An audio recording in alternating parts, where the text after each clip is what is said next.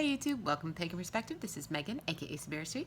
Today is Friday, and today we are talking about our homes and our sacred spaces and sort of what we do to make our house a home kind of thing in terms of our path. So, let's start with probably the more obvious, the altar, naturally.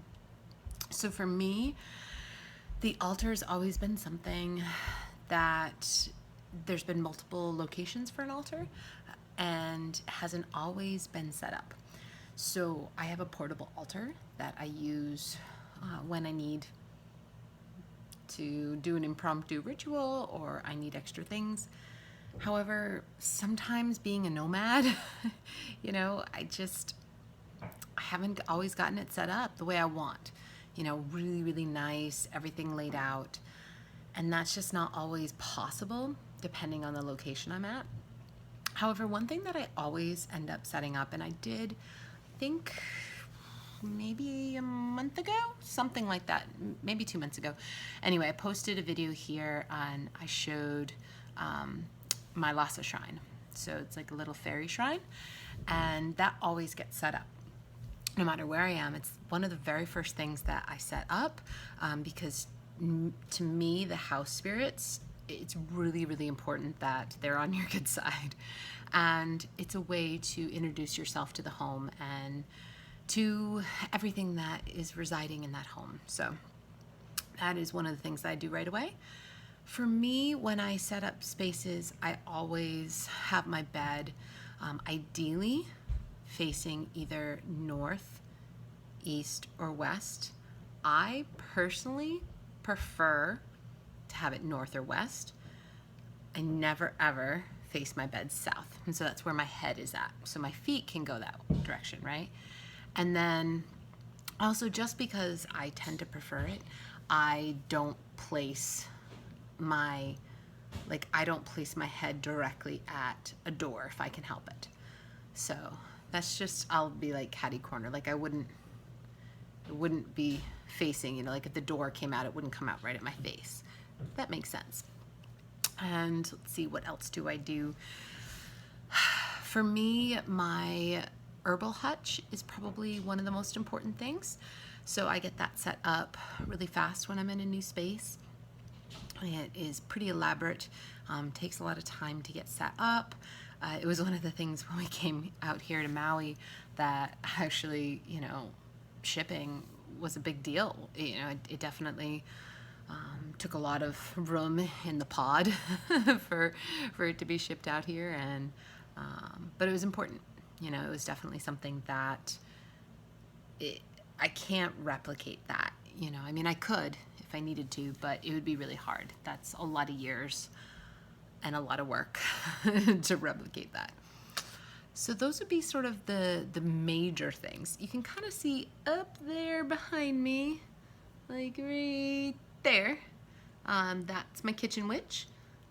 So she was given to me by my mom. So we have a tradition in our family of having a kitchen witch. It's sort of like your guardian spirit. There's a whole lore. It's to our tradition, so I can't really go into it. However, it is really important that it's in our kitchens, and so we all have a kitchen witch, and we love it. So, and then the other thing that I'm really big on is saging your space. So cleansing your space, I think, is just so important. You have to cleanse your space, and you do it fairly regularly.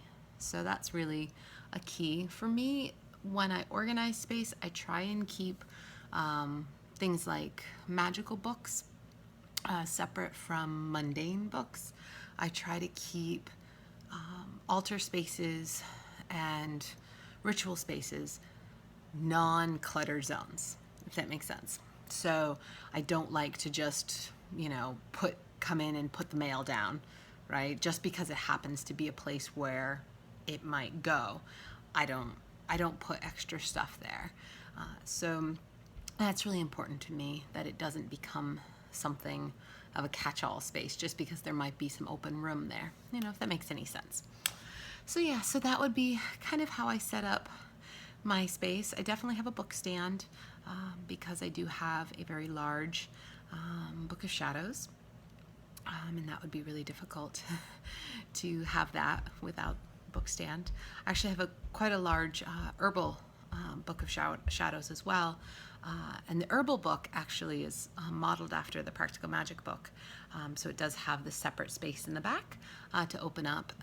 And that's how I've delineated between poisonous herbs and then non-poisonous herbs, because I use so much of my herbal workings medicinally. So it's really important that those things be kind of kept separate.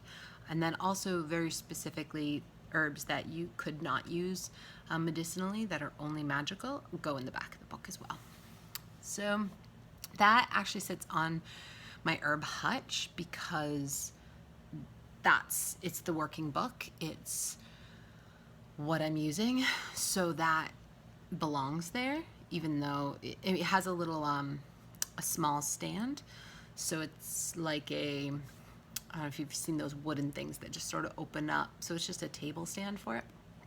But the book is quite heavy. It's probably easily like 20 pounds. So 25 maybe. So that the stand doesn't hold it super well. It's nice to just sort of have it out as a display. But when I'm using it, I just lay it flat because it's much easier that way. But yeah, I think that's about it. So that would be my space, be how I organize it. Yeah. Awesome. And happy anniversary to the channel as well. So guys, that would be it for this week. I'm hoping that next week, give me a thumbs up if you'd like me to do this at the beach next week. So that would be my dream. I really am trying to get out there more. It's crazy. Live in Maui and I haven't been to the beach in like a couple weeks. So, and I live across from it, literally across the street from the beach. So I'm gonna try and get out there more. But yeah, so if you'd like this to be at the beach, give me a thumbs up. And as always, blessed be and aloha.